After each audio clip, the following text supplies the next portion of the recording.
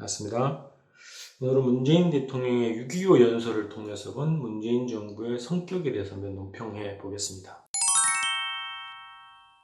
6월 25일 6.25 70주년 기념식을 했죠. 여기에서 대통령이 10년 만에 기념식에 참석했다고 하는데요.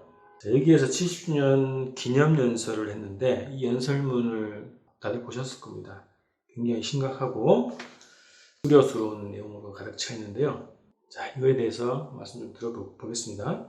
저는 신념에 차서 한 연설이라고 봤어요. 친미사대, 반공, 반북으로 버무려져 있는, 그래서 앞뒤가 맞지 않는 횡설수설한 그런 기념사였다고 봤습니다. 그동안 공동선언 이행을 하지 않는 것이 미국의 방해 때문이었다. 정부도 그렇게 주장을 했고, 전문가들도 주장했고, 저희들도 그렇게 많이 주장을 해왔는데, 그것뿐만 아니라 문재인 정부의 주도적인 판단도 작용한 것으로 볼 수 있다. 이 연설문을 통해서 그런 생각이 들었습니다. 반공, 반북, 친미사대, 체제 대결, 체제의 우월, 이런 우월주의 등등의 관념이 작용한 거 아닌가 이렇게 생각이 들었습니다. 자, 그리고 이것을 통해서 봤을 때 문재인 정부의 성격이 미국의 완충지대다. 완충제 역할을 하고 있다. 해왔다. 이런 생각이 들었습니다. 자, 2017년 핵무력 완성을 선포했죠, 북이.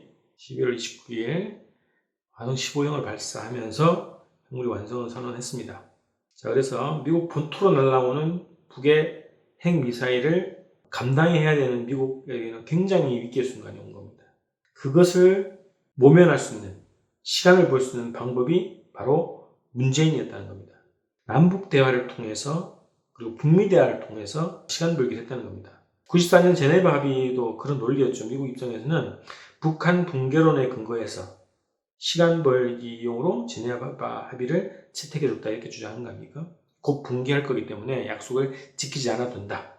이런 논리를 가지고 제네바 합의에 서명을 했다는 거예요. 그런 논리와 비슷하게 남북 대화, 북미 대화, 그리고 선언을 채택해 줌으로써 일정한 시간을 버는 그런 작전으로 문재인 정부를 써먹었다 이렇게 볼 수 있는 거죠. 결국 이제 트럼프가 문재인을 앞세워서 미국에 닥친 위기를 모면한 것이다 이렇게 볼 수 있겠죠. 그래서 문재인을 중재자로 띄워주면서 자기의 방패막이 완충지대로 써먹으려고 했던 것이 미국이었고요. 그래서 문재인 정부 역할은 남북 대화를 추진함으로써 미국으로 향하는 북의 공세, 공격을 차단시켜주는, 그래서 북의 발목을 잡는 역할이 문재인 정부 역할이었다. 문재인 정부가 2년 동안 전혀 움직이지 않은 이유도 그것이 아닐까 싶은 겁니다. 이런 완충지대적 성격과 임무이기 때문에 2년 동안 움직이지 않은 것이라고 볼 수 있겠죠. 움직일 이유도 생각도 없었던 거 아니냐 이런 겁니다.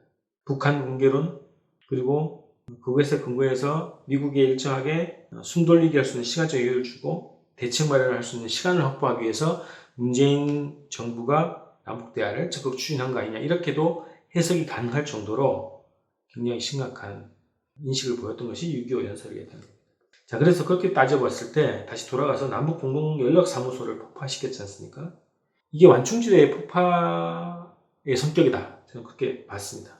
미국의 완충지대를 없애버린 북의 조치라고 볼 수 있죠.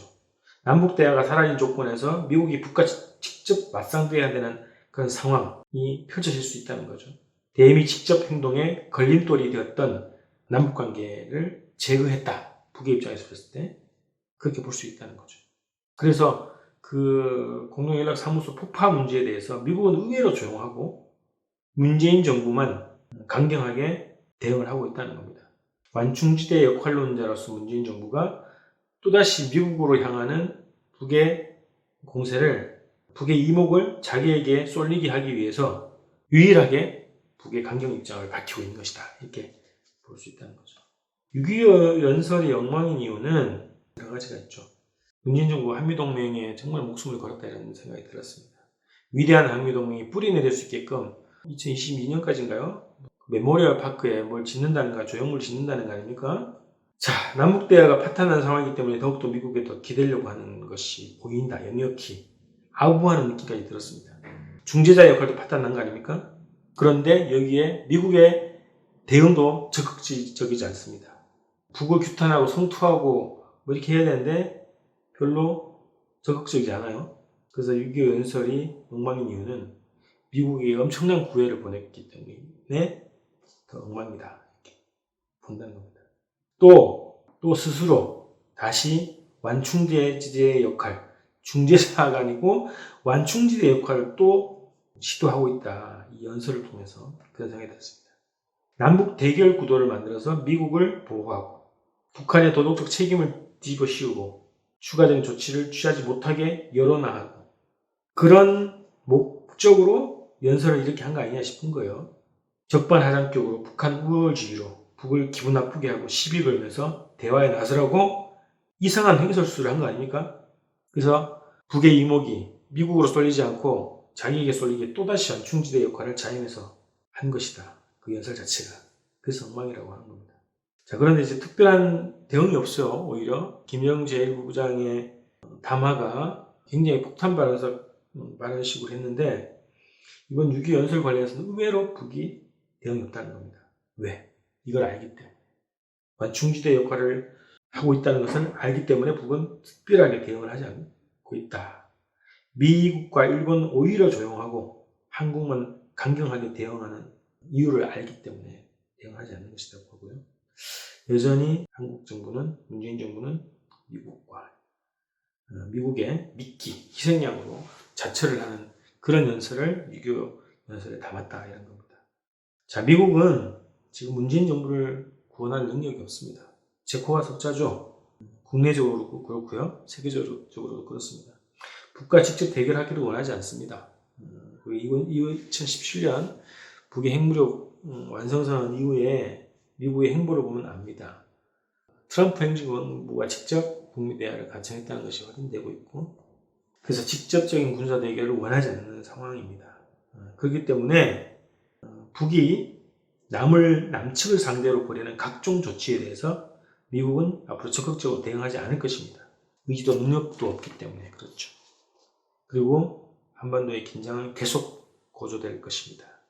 북의 강경 조치는 계속되고 문재인 정부도 스스로 자임한 그리고 미국이 요구하는 완충지대로서의 역할을 충실히 할 것이기 때문에 민족 자주적 입장을 버리고 혹은 자주적 입장을 갖지 않고 공동선언을 위배하면서 미국의 요구하는 역할에 따라서 북의 강경 조치를 할 것이라는 겁니다.